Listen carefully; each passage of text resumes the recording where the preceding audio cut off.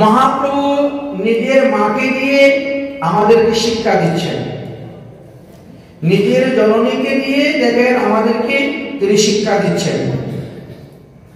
তো একাদশী ব্রতের দিন যে অন্ন গ্রহণ করা নিষিদ্ধ, শাস্ত্রে এটি বারবার বর্ণন করে গিয়েছেন।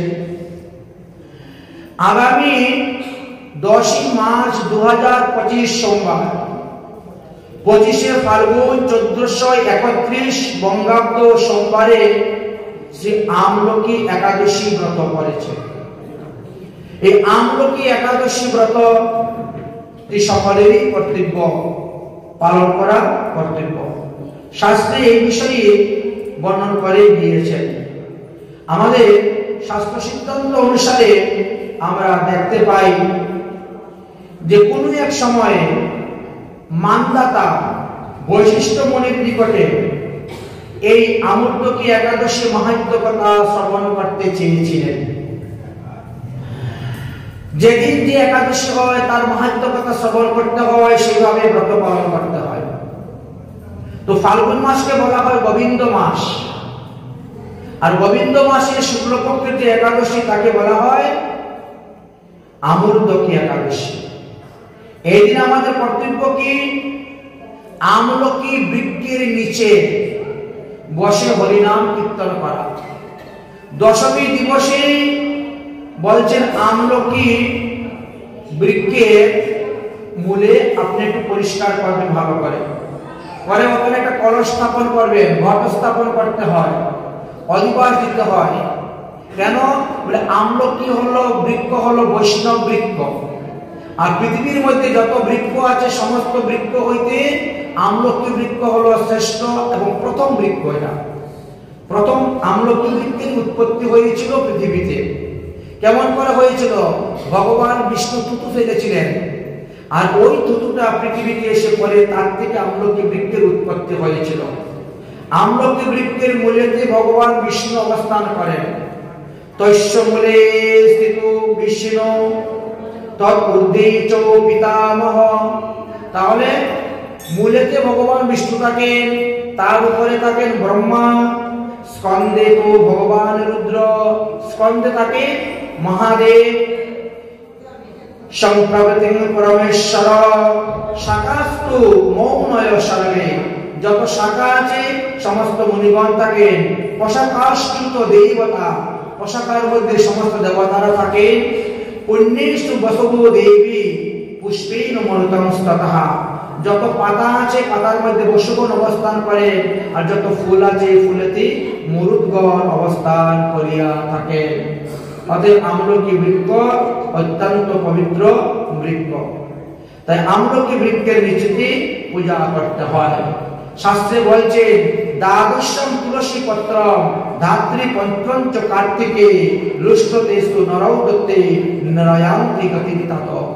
তাই কার্তিক মাসে কখনো আমলকির পাতা ছিঁড়তে নাই, দ্বাদশীতে কখনো তুলসী পাতা তুলতে নাই, এটি শাস্ত্রে বর্ণন করা আছে। এই কারণে আমলকি একাদশী বলা হয়। সেই দিবসে যে যত বেশি আমলকি দান করতে পারবেন, আমলকির জলে স্নান করবেন, আমলকি ভগবানকে দান করবেন, পুরো সাধুগুরু বৈষ্ণবকে দান করবেন, তাহলে আপনি উত্তম ফল লাভ করতে পারবেন। আমলকি একাদশী এমনই মহিমার কথা বললেন। আরো কি বললেন? আমলকি দ্বাদশে তু কেতায়ামি এবহম যুগম তদ্দম তত নিমিতম তদিয়ামানম দশমিস্ততঃ। বললেন যে আমলকি একাদশী দিবসে যদি পুষ্য নক্ষত্র পড়ে যায় তাহলে এটা আরো উত্তম হয়ে যায়, কারণ এটাকে তখন গোবিন্দ দ্বাদশী বলা হয়। এইবার যে আগামী সোমবারে আমাদের একাদশী ব্রত পড়েছে, এটা কিন্তু পুষ্য নক্ষত্র সংযুক্ত করেছে, আর এই কারণে এটা পাপনাশিনী একাদশীর মধ্যে অন্তর্ভুক্ত হয়েছে। যদা তো শুক্ল দ্বাদশং পুষ্য নক্ষত্র ভবন্তি তথা চ মহাপুণ্যম তথা সর্ব পাপ বিনাশিনী। আগামীতে যে আমলকি একাদশী, এই একটা একাদশী ব্রতের দ্বারা মানুষ সমস্ত জীবনের পাপ থেকে মুক্তি লাভ করতে পারবে, কারণ এই একাদশীতে পুষ্য নক্ষত্র যুক্ত হয়ে আছে। এই পুষ্য নক্ষত্র যুক্ত হওয়ার কারণে এর মহিমাটা আরো বৃদ্ধি হয়ে গেছে, বেড়ে গিয়েছে। তাই আগামী শুক্রবার এই সোমবারে সবাই একাদশী ব্রত পালন করবেন আর দ্বাদশী দিন সূর্য উদয় হওয়ার পর মানে মঙ্গলবারে 9:30টার মধ্যে ব্রতের পালন করতে হবে। পালনের সময় চিরাপ্রসাদ ভগবানকে রূপ দিয়ে খাবেন, অথবা জগন্নাথের মহাপ্রসাদ হাতে নেবেন, নিয়ে মন্ত্র বলবেন, অজ্ঞানং তিমিরান্ধস্য ব্রতে অনেন কেশব প্রসিদ্ধ সন্মত নাথ ভক্ত শুদ্ধি প্রদীপতাম তব প্রসাদ স্বীকারাৎ ইয়ত্তং প্রায়ণং ময়া ব্রতে অনেন সন্তুষ্ট স্বস্তি ভক্তি প্রিয়শ্চতু। এইভাবে যদি কেউ নির্দিষ্ট সময়ে পালন করেন তাহলে তিনি 100 জন্মের যত পাপ করেছিলেন সমস্ত পাপ থেকে তিনি মুক্তি লাভ করতে পারবেন। তাই আগামী সোমবারে যে অমরদুঃখী একাদশী ব্রত করেছে এটি পুষ্য নক্ষত্র সংযুক্ত। এই যে একাদশী ব্রতের মহিমার কথা আজ মহাপ্রভু তিনার মা শশী দেবীকে বলতেছে, তুমি কথা দাও আজকে থেকে প্রতিটি একাদশী ব্রতে তোমাকে পালন করতে হবে, কোনো একাদশী ছাড়া যাবে না। তবে দশমী সংযুক্ত একাদশী ব্রতকে বলা হয় বিদ্যা। দশমী বিদ্যা একাদশী ব্রত করতে নাই। এই জন্য স্মার্ত মতে যে সমস্ত একাদশীর কথা পঞ্জিকায় লেখা আছে এইগুলা পালন করবেন না। গোস্বামী মতে পরাগে পরের দিন যে একাদশী ব্রত লেখা আছে সেই একাদশী ব্রতই আপনারা পালন করবেন, তাহলে আপনাদের মঙ্গল হবে, আপনাদের কল্যাণ হবে। কারণ দশমী সংযুক্ত একাদশী ব্রত করার কারণে গান্ধারীর 100টা পুত্র অকালে মারা গিয়েছিল। দশমী সংযুক্ত একাদশী ব্রত করার কারণে মান্দাতার পুত্র মারা গিয়েছিলেন। দশমী সংযুক্ত একাদশী ব্রত করার কারণে সীতা রামের মধ্যে স্বামী স্ত্রীর বিচ্ছেদ হয়েছিল, সীতার বনবাস হয়েছিল। তাই খবরদার দশমী সংযুক্ত একাদশী ব্রত কখনো করবেন না, শুদ্ধ একাদশী ব্রত করবেন। এবং আগামী সোমবারে এই একাদশী ব্রত করেছে, মঙ্গলবারে আপনারা পালন করবেন। একাদশী ব্রত যে শুধু কলিযুগের জন্য তা নয়, এটা সত্যযুগ থেকেই চলে আসতেছে একাদশী ব্রত। কারণ একাদশী ব্রত হলো ভগবানের অত্যন্ত প্রিয়। এই জন্য একাদশী ব্রতকে বলা হয় হরি তুষনী ব্রত।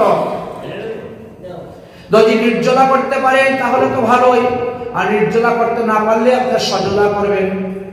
আলু, কাঁচকলা, পেঁপে, সন্দেহ লবণ, গোলমরিচ, বৈভবঘৃত এগুলি সেবা করতে পারেন, সাবু সেবা করতে পারেন। যেগুলি ফলাহারের মধ্যে পড়ে সেই সমস্ত দ্রব্য গ্রহণ করেও আপনি একাদশী ব্রত করবেন, আপনার কর্তব্য হবে না। হয়তো আপনি 16 আনা ফল পাবেন না, 8 আনা তো পাবেন, 4 আনা তো পাবেন, ক্ষতি তো হবে না, কর্তব্য তো হবে না। কিন্তু একাদশী দিবসে যে ব্যক্তি অন্ন গ্রহণ করবে, একটা অন্ন যে গ্রহণ করবে তাকে 1000 বছর বিপাক নরকে বাস করতে হবে। এই জন্য একাদশী উৎপন্ন একাদশী দিবসে কোনো অবস্থাতেই অন্ন গ্রহণ করিবেন না, অন্ন দান করিবেন না, নিষেধ করেছে। এটা আমার কথা নয়, স্বয়ং রাধারানী পর্যন্ত বলে গিয়েছেন, গর্গ সংহিতাতে লেখা আছে। রাধারানী গোপীদেরকে বলছেন, হে গোপীগণ, শ্রীকৃষ্ণ প্রসাদার্পণ কুরুতে একাদশী ব্রতম। যদি শ্রীকৃষ্ণকে পেতে চাও তাহলে একাদশী ব্রত আরম্ভ করে দাও। তেন বৈশ্য হরি সাক্ষাৎ ভবিষ্যতি না সংশয়। অতএব এই একাদশী ব্রতের দ্বারা ভগবানকে যেভাবে সন্তুষ্ট করা যায়, অন্য কিছু দ্বারা ভগবানকে সন্তুষ্ট করা যায় না। তাই তুমি একাদশী ব্রত আরম্ভ করো, দেখবে ভগবান তোমাদের সঙ্গে রাসলীলা করবে। রাস মানে কি? জীবাত্মা পরমাত্মার মিলন। অতএব তোমার এই জীবাত্মা পরমাত্মার সঙ্গে মিলিত হয়ে যাবে যদি একাদশী ব্রত করতে পারো। একাদশী ব্রতের দ্বারা ভগবানকে লাভ করা যায়। सबरिया ले चल पल्ली पार, सबरिया ले चल पल्ली पार, सबरिया ले चल पल्ली पार,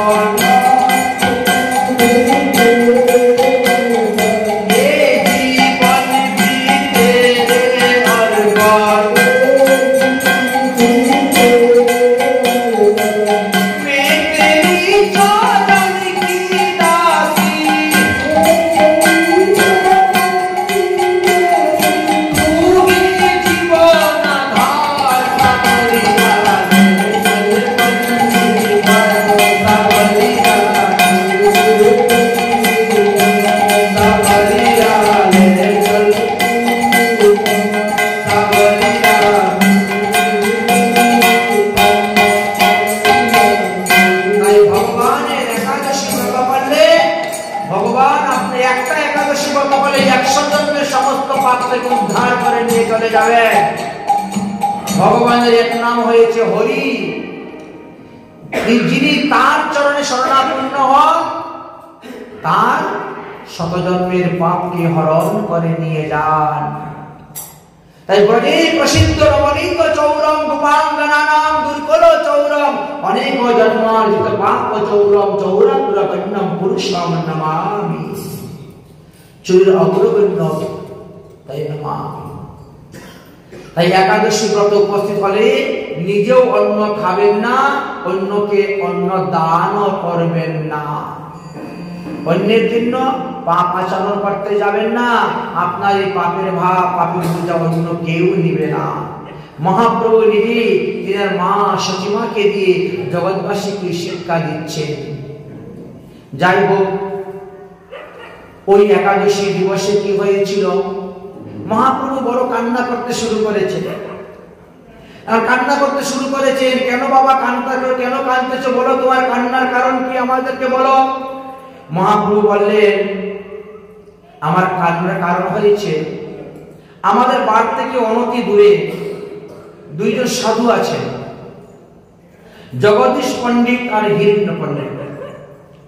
এই দুই পণ্ডিতের বাড়িতে না আজকে এরা একাদশী ব্রত পালন করতেছে। তারা নানা রকম ফলমূল দিয়ে ভগবানের ভোগ দিয়েছে।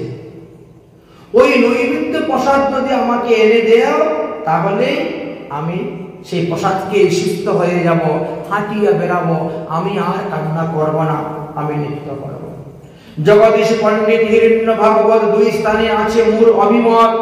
একাদশী উপবাস আদি সে দুহার বিষ্ণু লাগিয়ে করিয়াছে যত ফলাহার, সেই সব নৈবেদ্য যদি খাইতে পাও তবে মই সুস্থ হইয়া হাঁটিয়া বেড়াও, তবে সুস্থ হয়ে। পরম বৈষ্ণব দুই ভাগবত। জগন্নাথ মিশ্র তখন গিয়ে উপস্থিত হলেন, তোমরা নাকি একাদশী ব্রত করে ফলাহার ভোগ দিয়েছ? বলে আজ্ঞে হ্যাঁ। বলে তাহলে আমার নিমাই সেটা খেতে চায়। যাও। আশ্চর্য কথা, এই বালক শিশু জানলো কেমন করে? নিশ্চয়ই ওই বালকের ভিতরে গোপাল অধিষ্ঠান আছে, তবে তিনি জানতে পেরেছেন। দুই বিপ্র বলে বলে অদ্ভুত কাহিনী, শিশুর মতো এমত বুদ্ধি কখন আমি শুনি। কেমনে জানিল আজি শ্রীহরি বাসর, কেমনে বা জানিল আজ ফলাহার দিবস। বুঝিলাম এই গোপাল বড় ভাগ্যবান, এই গোপালের দেহেতে ভগবান বিষ্ণু অধিষ্ঠান।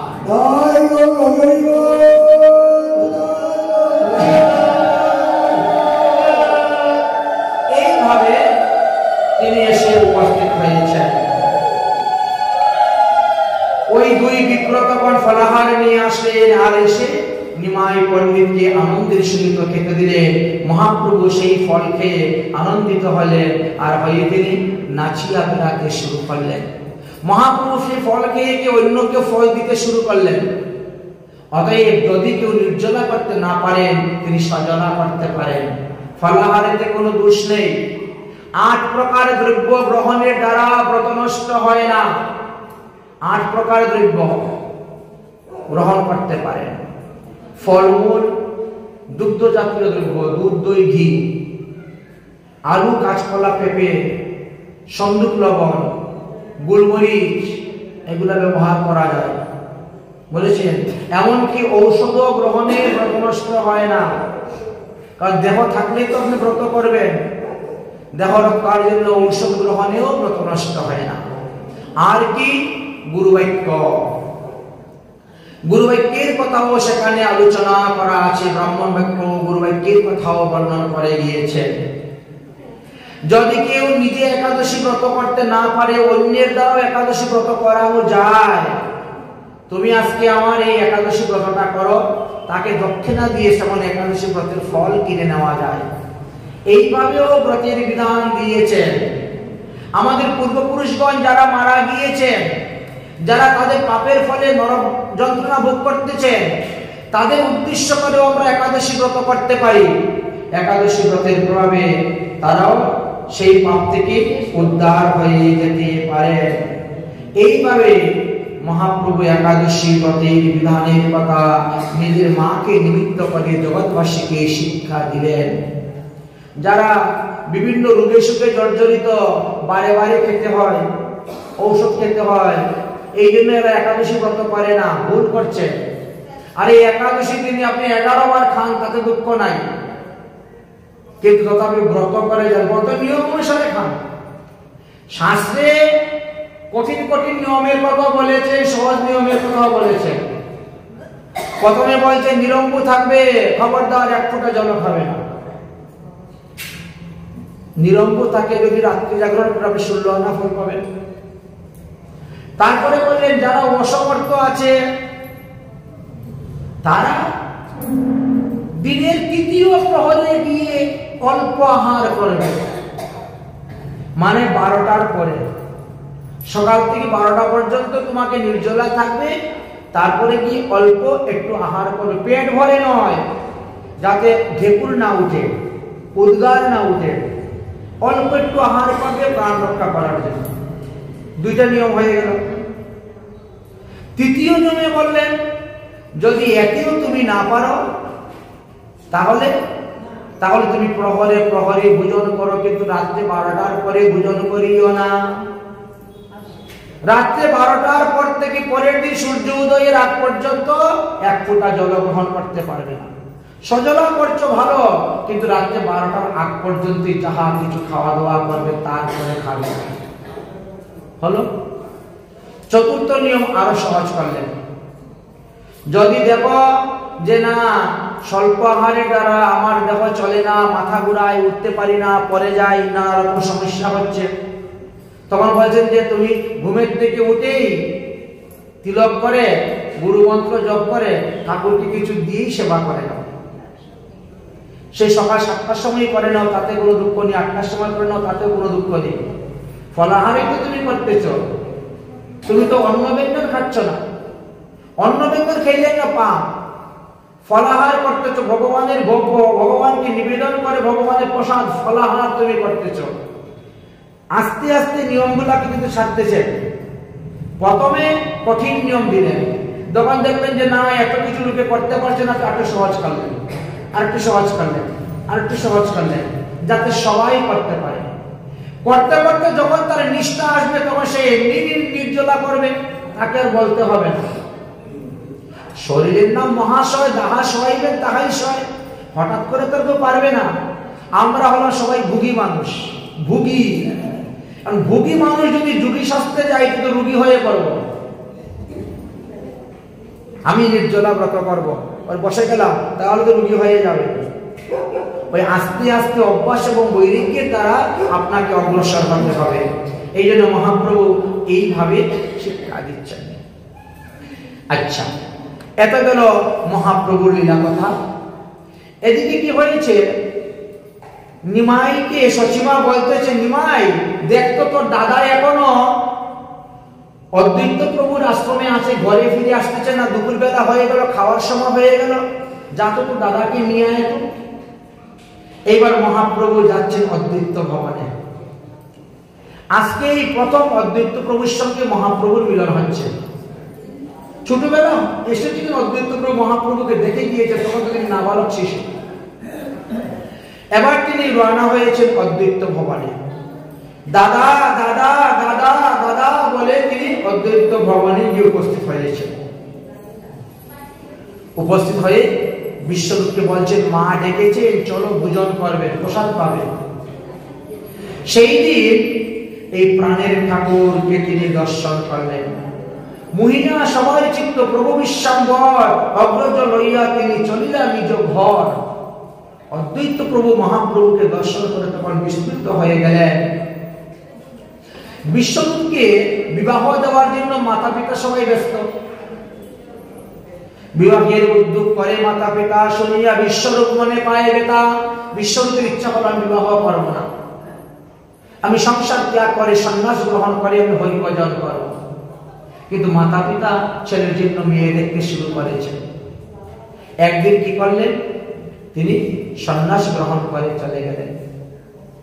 বিশ্বরূপ যখন সন্ন্যাস গ্রহণ করে চলে গেলেন, তখন জগন্নাথ মিশ্র চিন্তা করলে তবে নিমাইয়ের লেখাপড়া বন্ধ করে দাও। আর লেখাপড়া শিকার করে যে জানতে পারবে সংসার অনিত্য, তখনই সংসার ত্যাগ করে দিবে। তার থেকে বড় মূর্খ হইয়া থাকুক ঘরে, এটাই ভালো।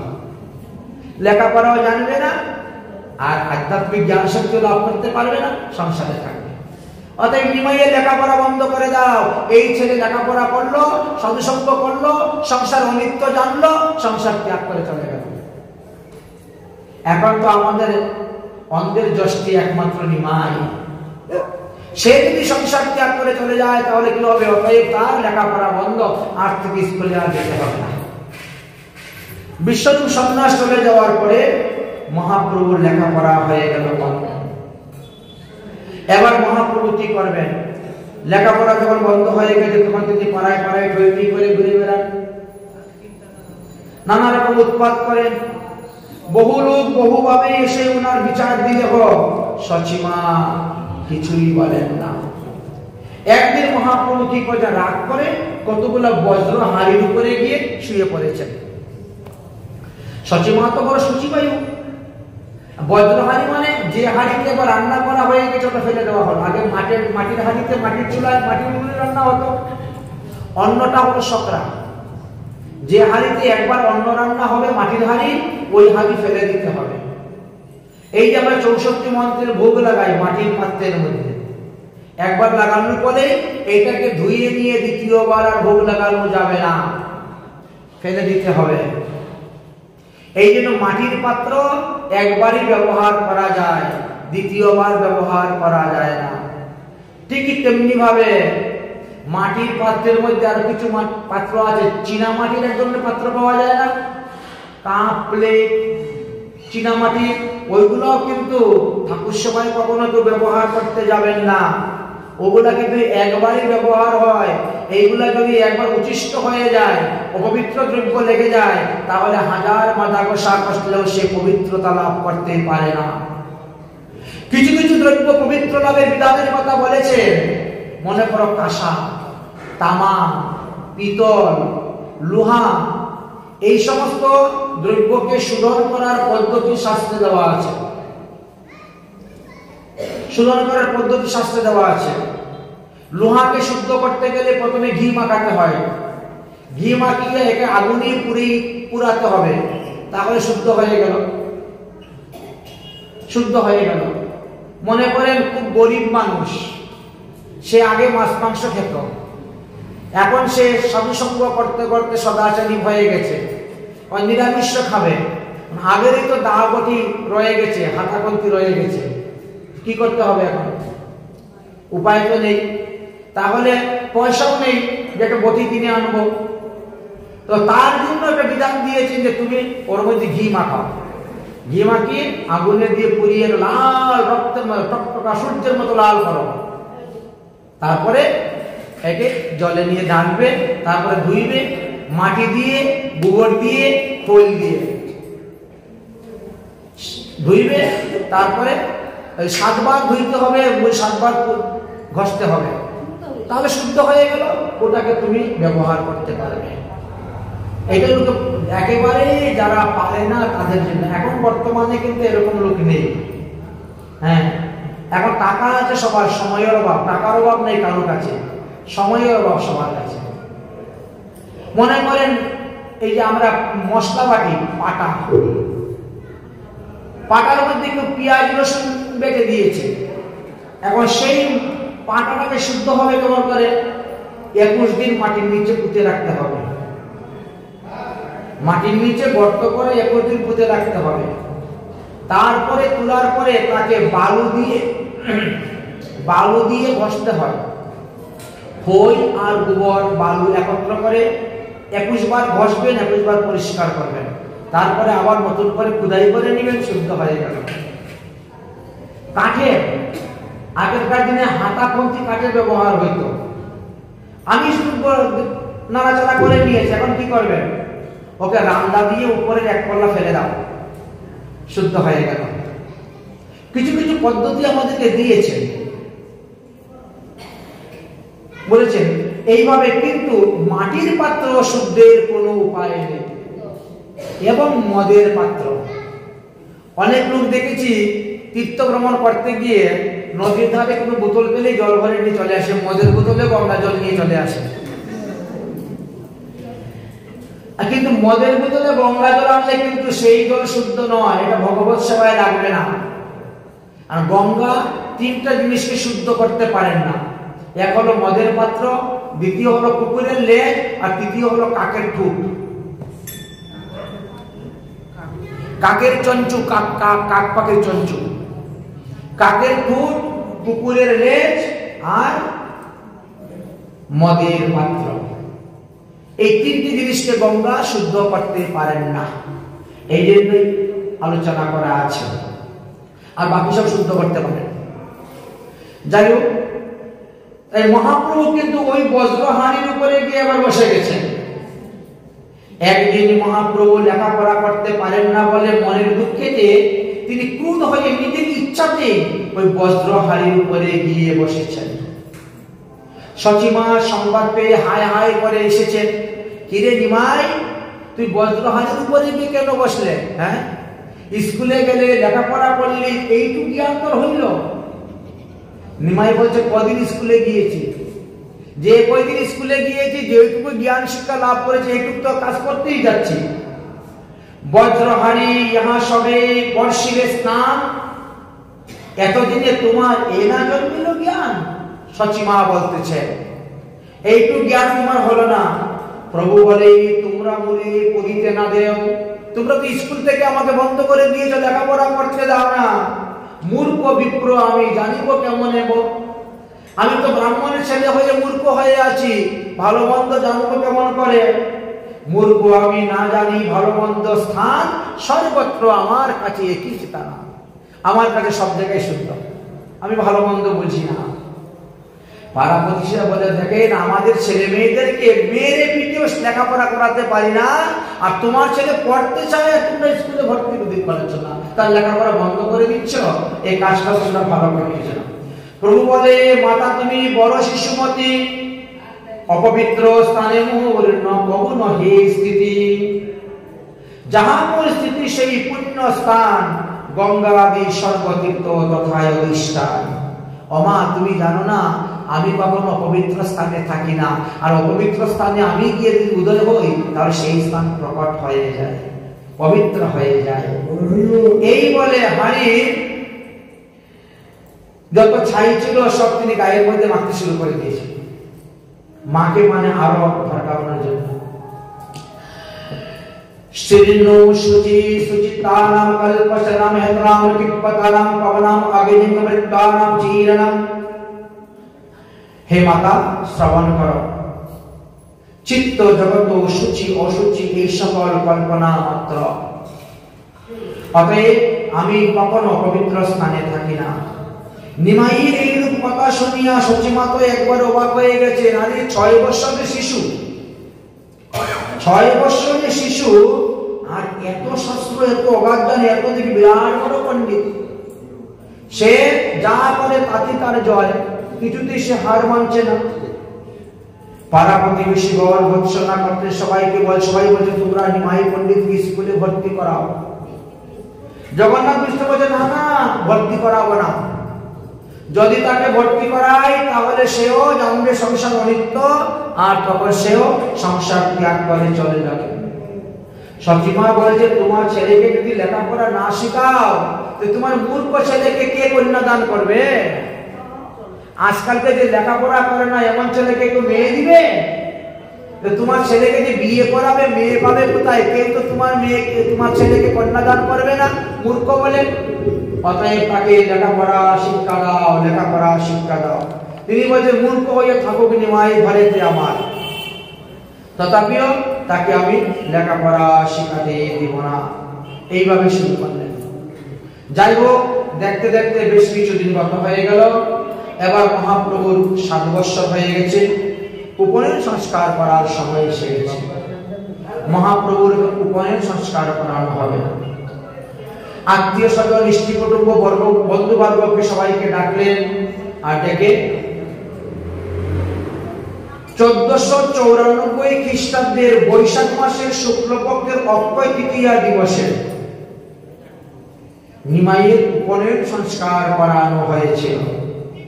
মহাপ্রভুকে উপনয়ন সংস্কার করানো হলো। করানোর পরে তিনাকে আবার পুনরায় বিদ্যালয়ে ভর্তি করিয়ে দেওয়া হলো, যে এবার আবার তিনি লেখাপড়া শিখুক। উপনয়ন সংস্কার হলো, পুনরায় আবার বিদ্যা শিক্ষা করতে লাভ করলেন। বিদ্যার বিলাসে এখন তিনি সময় কাটাতে শুরু করেছেন, কাল কাটাতে শুরু করেছেন। কিছুদিন পরে জগন্নাথ মিশ্র মারা গেলেন, অর্থাৎ 1497 খ্রিস্টাব্দে। 1497 খ্রিস্টাব্দে জগন্নাথ মিশ্র পরলোক গমন করলেন। জগন্নাথ মিশ্র পরলোক গমন করার পরে মহাপ্রভু একেবারে এতিম হয়ে গেলেন, একেবারে পিতৃহারা দিশাহারা হয়ে গেলেন। শচীদেবী কি করবেন? এই নাবালক শিশুকে নিয়ে তিনি কেমন করে চলবেন? আত্মীয় দৃষ্টি কুটুম্ব সবাই আসলো, জগন্নাথের অন্ত্যেষ্টি ক্রিয়া কার্য আদি করিয়ে দিলেন। তারপর নিমাইকে আবার গঙ্গাদাস পণ্ডিতের কাছে নিয়ে গেলেন। সচিমা নিয়ে বললেন যে এবার আপনি আমার ছেলেকে নিজের পুত্রের মতো লালন পালন করে শিক্ষা দেন, তার বাবা নেই, আপনি তার বাবা। গঙ্গাদাস পণ্ডিত নিমাইকে শিক্ষা করতে করতে উচ্চ শিক্ষিত করে দিলেন। অল্প দিনের মধ্যে মহাপ্রভু সমস্ত ব্যাকরণ শিক্ষা সমাপ্ত করার পরে তিনি একটা টিপ্পনী লিখলেন। সেই সময়ে মহাপ্রভুর একজন সতীর্থ ছিল, নাম ছিল তার রঘুনাথ ন্যায় টিপ্পনী। তিনিও টিপ্পনী লিখেছেন, কিন্তু মহাপ্রভু যে টিপ্পনী লিখেছেন, এই টিপ্পনী যে একবার পড়বে সে কিন্তু আর কখনো ওই রঘুনাথের টিপ্পনী পড়বে না। এই কথা যখন রঘুনাথ শুনতে পেল, শোনার পরে তার ইচ্ছা হলো যে নিমাইয়ের টিপ্পনীটা আমাকে দেখতে হবে। একদিন রঘুনাথ মহাপ্রভুকে বলছেন, শুনলাম তুমি নাকি একখানা টিপ্পনী লিখেছ, ব্যাকরণের উপরে ন্যায়ের উপরে একখানা টিপ্পনী লিখেছ, অতএব দেখি তোমার টিপ্পনীটা আমাকে দেখাবে। মহাপ্রভু বলেন, আগামী কল্য নিয়ে আসবো। আর আমরা যখন গঙ্গা পার হয়ে বিদ্যানগরে আসবো, তখন গঙ্গাতে নদীতে বসে বসে, নৌকার মধ্যে বসে বসে তোমাকে সেই টিপ্পনীটা আমি দেখাবো। পরের দিন আসলেন মহাপ্রভু, তিনার টিপ্পনী দেখালেন। আর টিপ্পনী দেখানোর পরে এই রঘুনাথ কাঁদতে শুরু করে দিয়েছে, হায় হায় হায়, এই গ্রন্থ যদি কেউ পৃথিবীতে প্রচার হয় তাহলে আমার গ্রন্থ কেউ পারবে না। মহাপ্রভু তখন সেই গ্রন্থ জলের মধ্যে গঙ্গার জলে বিসর্জন করে দিলেন। তোমারই জয় হোক, তোমার প্রতিষ্ঠা হোক, প্রতিষ্ঠা বৃদ্ধি হোক। ভক্তের মনোবাসনা ভগবান এইভাবে পূরণ করেছিলেন। 16 বছর বয়স যখন হয়ে গেল, মহাপ্রভু তখন নিজেই একটি সংস্কৃত স্কুল খুললেন। বিদ্যা শিক্ষা লাভ হয়ে গেল, এবার তিনি নিজেই স্বয়ং একটি সংস্কৃত স্কুল খুললেন।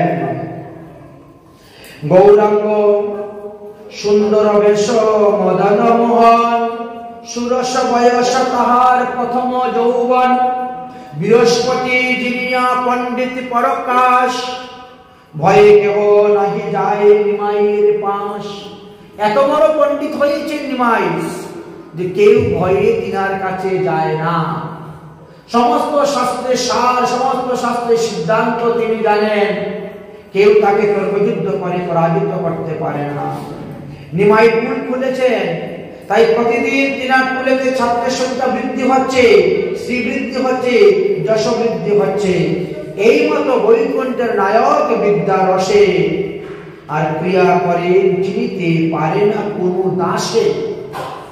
এখন পর্যন্ত কেউ তিনাকে চিনতে পারছে না। কিছুমাত্র শচীর পুত্রের যৌবন, বিবাহ দিতে মনে লাগিলা চিন্তন। 16 বছর বয়স হয়ে গেছে আমার ছেলে, এবার ছেলেকে আমি বিবাহ দিয়ে দিব।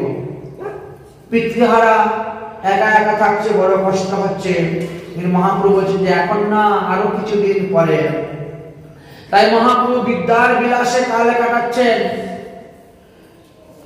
বিদ্যার বিলাসে কাটাইল কাল, পরম সাহসে আমি, পরম সাহসে আমি, তোমার চরণ নবজিনু কবু, তোমার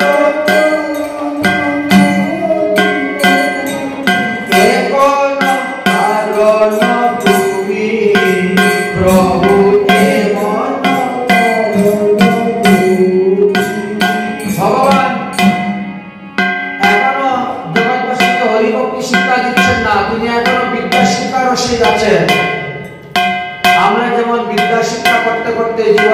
কি সময় নষ্ট করে দেই, পরিবর্তন হয় না। পড়িতে পড়িতে ভরসা বাড়িল,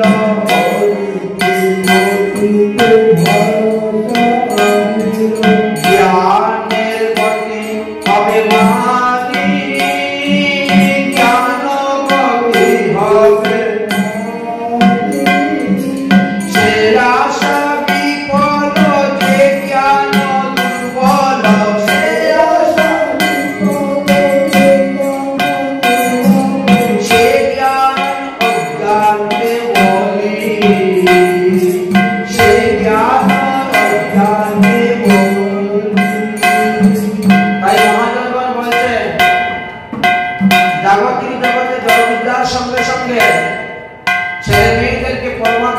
শিক্ষা দিতে হবে। গীতা ভাগবত আদি পরমাত্ম শিক্ষা যদি না দেয় তাহলে তাদের কল্যাণ হবে না। জড় বিদ্যা যত মায়ার বৈভব,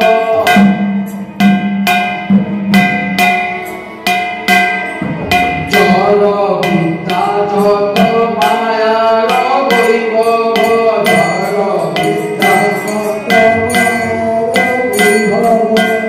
কৃষ্ণ ভজনে বাদা,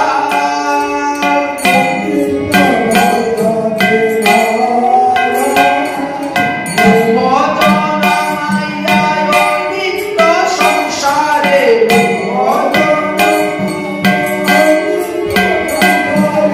জীবকে বানায় গাধা,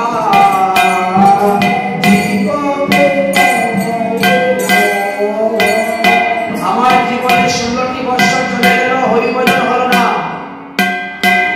আর জাগতিক শিক্ষা লাভ করে আমি এখন গাধা হলাম। এবার বিবাহ করে গাধার মতো বুঝা টানব। সেই গাধা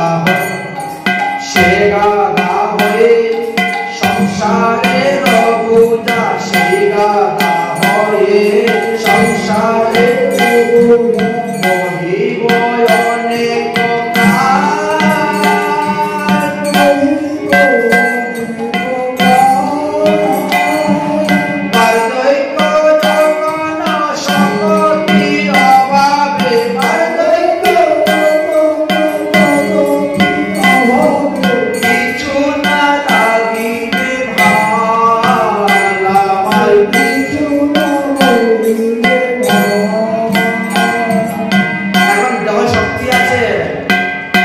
সংসারে থাকতে পারছি বলে সবাই আদর যত্ন করতেছে।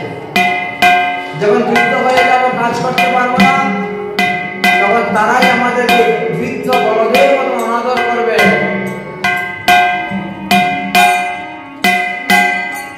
জীবন যত না পেত কোন জীবন যত না হইল, সে বিদ্যা অবিদ্যা